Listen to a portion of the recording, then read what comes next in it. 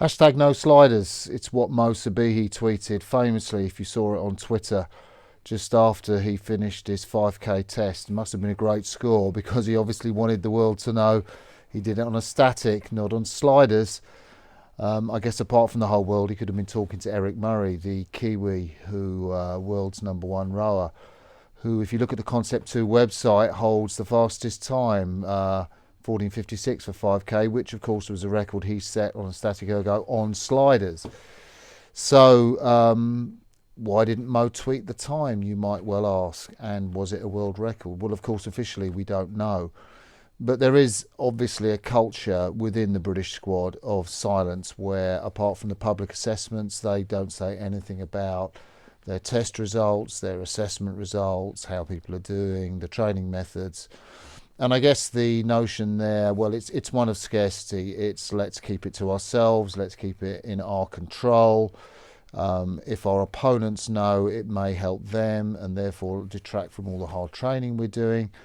And one can understand that mentality. And I think it contrasts completely, for example, with at least one of the crews in New Zealand, Kiwi pair, and one guy in particular, Eric Murray. And some of you may well have seen the interview that he did for at World Rowing. I was privileged to talk to him for an hour and a half about his approach to ergometer rowing, his scores, his splits, and there's a whole range of information, a lot of reaction to that interview, precisely because Eric was so forthcoming and open.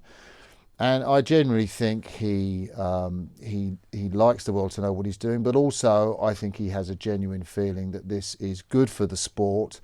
And if one of his rivals finds out what Eric has done on the ergo, then, and if they get better, then his attitude will be, well, then I will improve. Them getting better helps me to improve, and it all goes into the general sort of optimistic view. It's a bountiful attitude, an attitude of plenty.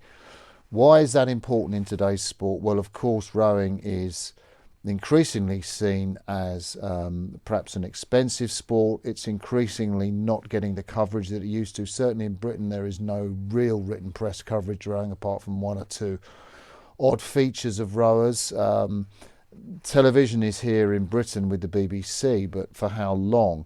And if you take a look at other countries around the world, certainly rowing is fighting hard to ensure a place with other sports in the world, but it needs every tool it can get. And I think one of those is a more open and a more bountiful attitude to the information that's there. So, for example, if somebody breaks a record on an internal ergometer test, then that gets talked about and that gets celebrated. The whole world knows about it because we're all one in our sport, and our sport needs to publicise those things. So the next time Mo does go on the Concept 2 ergometer, maybe we can see at some stage on the Concept 2 website a new world record or not.